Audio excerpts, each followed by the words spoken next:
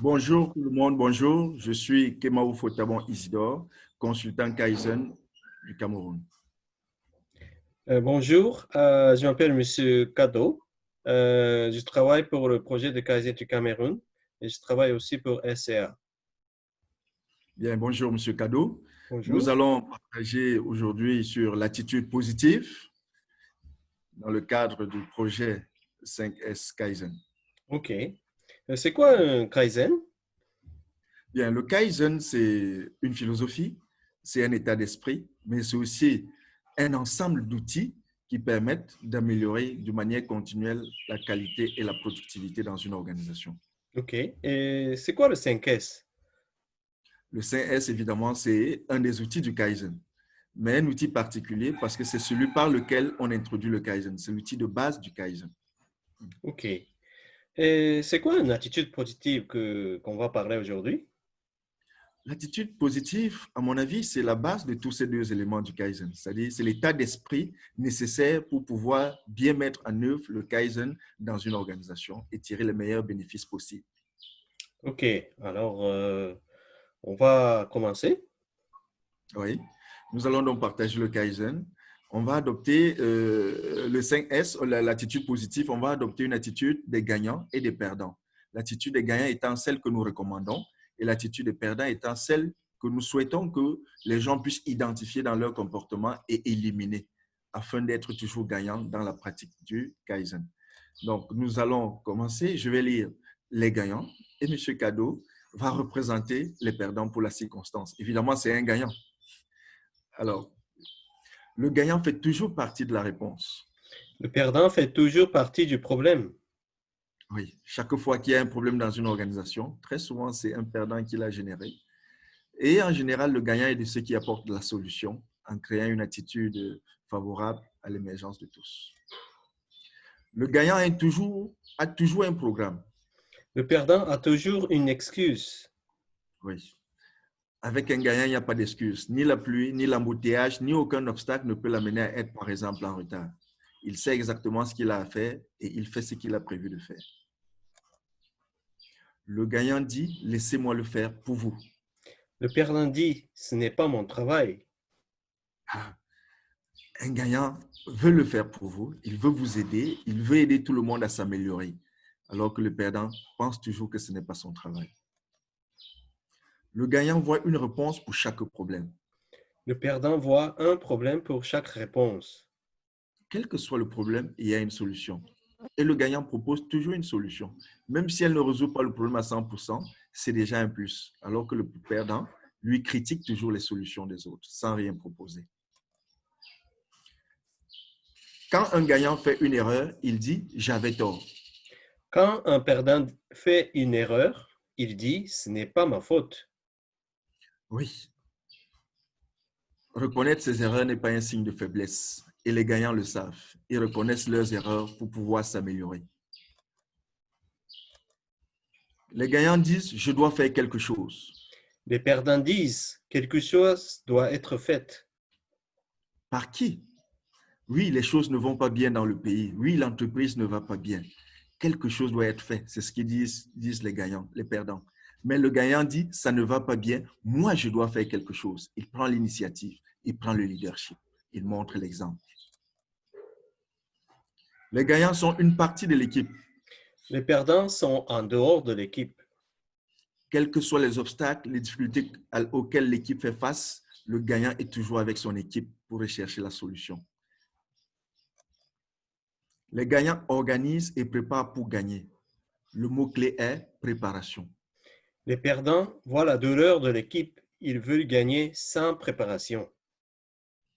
La préparation, c'est la clé. Pour un match de football, par exemple, on gagne sur le terrain, on a l'impression qu'on gagne sur le terrain, mais la victoire s'acquiert en réalité aux entraînements. Le terrain n'est que l'expression de la victoire qu'on a eue à travers nos entraînements. Donc, la préparation, c'est la clé du succès. Quand le gagnant dit, c'est peut-être difficile, mais c'est possible. Le perdant dit, c'est peut-être possible, mais c'est trop difficile.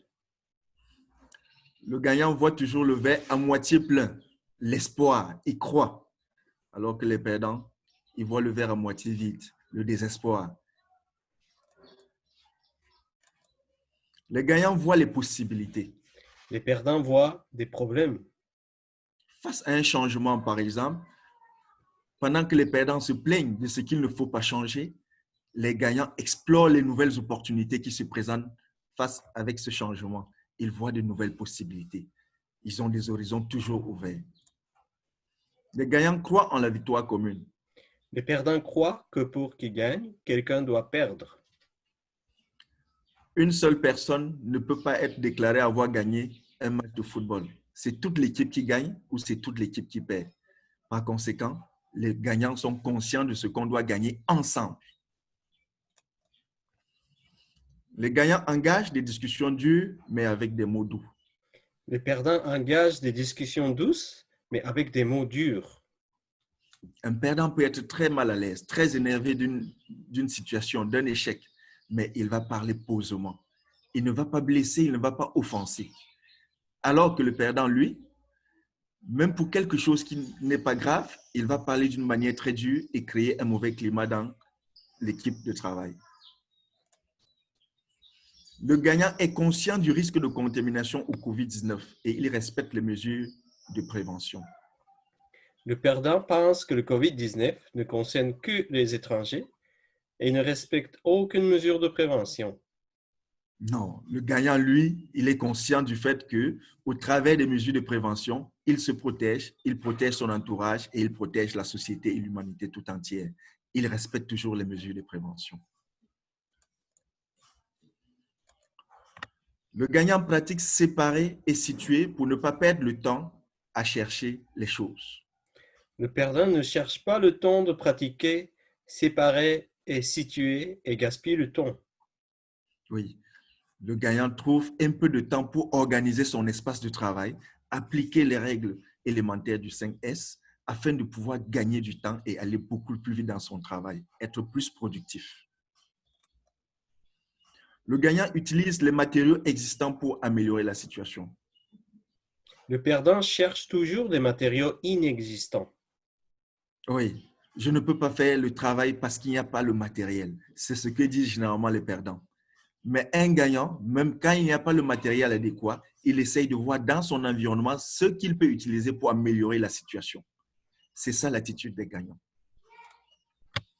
Le gagnant demande comment pêcher des poissons. Le perdant demande des poissons. Non, le perdant demande,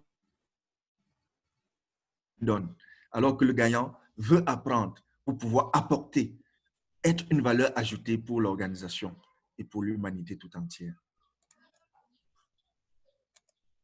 Le gagnant dit, comme il n'y a pas d'espace, je fais le 5S. Le perdant dit, je ne peux pas faire le 5S car il n'y a pas d'espace. Et oui, le gagnant est conscient du fait que c'est justement quand il n'y a pas d'espace qu'il faut faire le 5S pour éliminer tout ce qui est inutile et gagner plus d'espace et éliminer les différentes formes de gaspillage pour être plus productif. Oui, merci aux gagnants qui croient justement qu'il faut faire le 5S quand il n'y a pas l'espace. Le gagnant sait que time is money. Le temps, c'est de l'argent. Le perdant gaspille le temps pour perdre le money. Oui, le gagnant est conscient de ce que son temps, c'est de l'argent. Plus il va gagner du temps, plus il est en train de s'enrichir. Alors, nous vous recommandons d'être toujours tous des gagnants. Ensemble, nous sommes vainqueurs. Merci beaucoup, Monsieur Cadeau. Merci beaucoup, Monsieur Isidore. Alors, Nous espérons que le partage de cette attitude positive va permettre aux uns et aux autres d'adopter des attitudes des gagnants qui vont leur permettre d'être plus productifs et de créer des organisations fortes et prospères.